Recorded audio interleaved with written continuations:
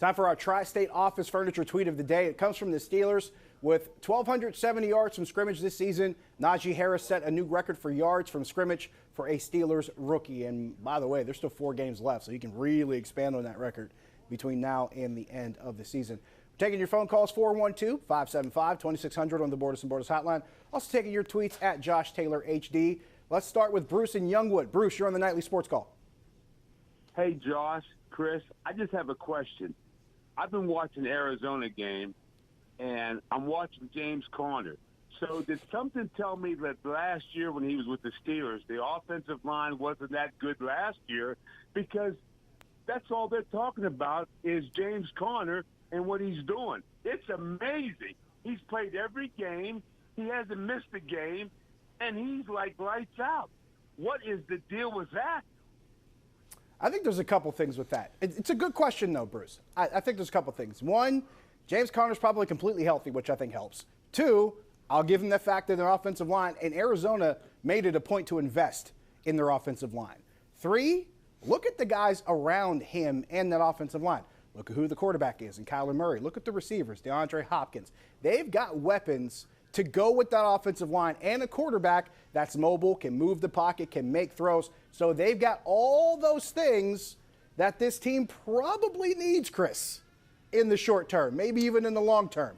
But in order for it to make work, in order for it to all work with James Conner, all the other stuff around him is there too. It's not just one thing.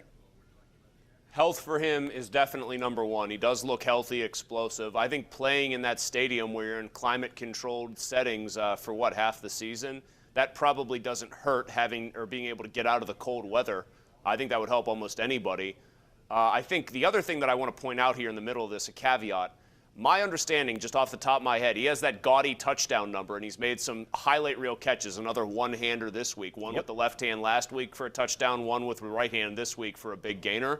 He's still averaging under 4 yards a carry. He has been their short yardage hammer, and it's awesome to see him thriving in that role, but he hasn't been ripping off 5-6 yards a carry like a Nick Chubb or somebody like that.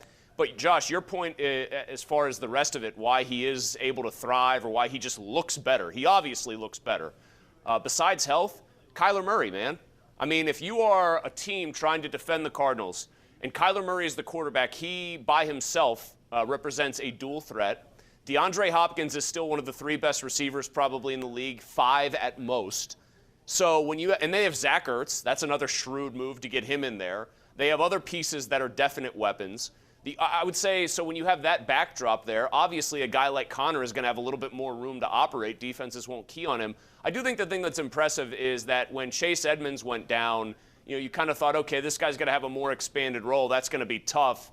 And in that time frame, he has actually risen to meet the moment. So I'll give him full marks for that. But like you and I both said it here, it's a fundamentally different team and a different offense with a lot more dynamic weapons than what he left here in Pittsburgh. Well, that was a good question by Bruce. We're going to just label this right now. This is our number one Cochran Go One Better call of the night. I thought that was a great question, and I'll finish it off with this. We keep talking about how the Steelers need to make some adjustments and maybe hit some reset buttons on this team. You want to talk about a way to shape a team and fix things around? Look at what Arizona's doing. Got the quarterback who's mobile, can throw, a lot of weapons on offense, really good offensive line, and a group full of freaks on defense. They do all those things. They put them all together, and they did it in a short period of time. So if there's something I'm looking at as far as how to maybe build a team for the future, maybe take a peek at what Arizona's doing. Let's go to Mark and Carrick. Mark, you're on the Nightly Sports Call. Hi. The Steelers need Green Bay to beat the Ravens Sunday, but I'm reading now that Aaron Rodgers has a broken toe and he might not be able to play against the Ravens. Does that mean the Ravens are going to win? Aaron Rodgers has had a messed up toe for about, 3-4 weeks now, Chris? And if you've seen what Green Bay is doing, it hasn't seemed to bother him at all. So I'm not worried about the toe. They don't seem to be worried about the toe. The scoreboard doesn't seem to be worried about the toe. They seem to be doing just fine with it. I don't know about you, Chris. Lamar Jackson can play or Lamar Jackson could not play. Green Bay is, I think, going even on the road, they're going to win that game. Did you watch? I don't know. You must have, Josh, if you're saying this from last night. They just kind of slap the Bears around in a rivalry game. Rodgers doesn't have the chance to maybe step on that left foot and drive the left foot into the ground and then drive throws off of that. Who cares? The guy has the most arm talent in the league this side of Patrick Mahomes and Justin Herbert.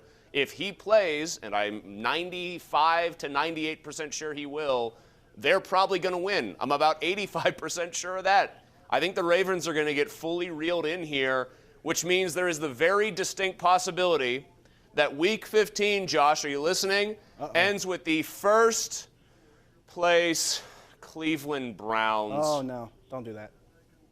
Don't do that. They don't deserve it. I No, want to make they it clear they don't deserve it. Nobody deserves to win this division. Just make sure the Indianapolis Colts, who would win this division, get to do so, and then just ban all 4 of these teams from the playoffs. I can't stand them. I don't want to watch them anymore. You bring up a good point with the teams not deserving to win this division. Chris, for about 4 years now, I have called the ACC Coastal Division the worst Quentin Tarantino movie ever made. Because you have no idea who's going to survive, and the guy that's always alive at the end is the guy that you don't expect. That's the AFC North right now. It is the worst Quentin Tarantino movie ever made. Because the one who survives probably didn't deserve to. None of it makes any sense. Joe and Knox, I would bet on one of the Ohio teams right now. I would, and they don't. Neither one of. I would bet on one of the Ohio teams right now, honestly, and neither one of them deserves it. I have a fiduciary interest in it being the team from the Ohio-Kentucky border, but I won't talk any more about that. Oh, we'll leave that alone. We got Joe and Knox. Joe, you're on the Nightly Sports Call. Hey, how you doing, guys? Good. Hey, you think that what does Pittsburgh need to do better? Do they need to get better defense players in the draft, or do they need to get better offense players in the draft, or what do they need to do?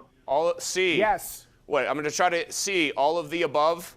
Yeah, I'm going to go with C, all of the above, including both trenches need to be rebuilt. Hey, Josh. By the way, here's a question for you, serious question, back at you, based on caller, being told the hard truth. This team needs good players everywhere. Why isn't Zach Banner getting more run on an offensive line that isn't mean enough, can't really block anybody, can't really drive the line of scrimmage back? Teams tend to run right-handed in the NFL. They tend to run most of their running plays to the right. Did Zach Banner, personally offend multiple coaches with, a snide remark or something? I doubt it. That guy seems like he's all business trying to get back healthy and get into the game, and they seem disinclined to put him in. And I think that's a huge tactical error at this point. That's a really good question. And here's the crazy part. When I try to think of answers to that question, none of them are good. Because it's either the coaching staff doesn't feel that he's ready to be in there, and maybe he might be, or maybe he actually isn't ready, which may be worse, because that means they're really out of options, and they don't have anything else better that they can go with. And the latter, for me, is scarier than the former. I don't know what I want to think about either of those things possibly being true. And I'll say this much also as far as what the question is. The one thing we figured out throughout the course of this season is you always hear Mike Tomlin talk about how injuries are a part of the game.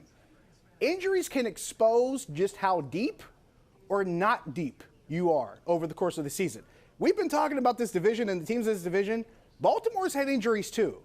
And somehow they've had guys that have been ready to step up into the position to be ready to play, and they've actually performed better. But I'd also make the argument they're more capable guys that probably fit what they want to do better than the guys that the Steelers have. That would be the one observation I would make. We've got to take another break. We'll try to take another call or two before we close out. Stick around.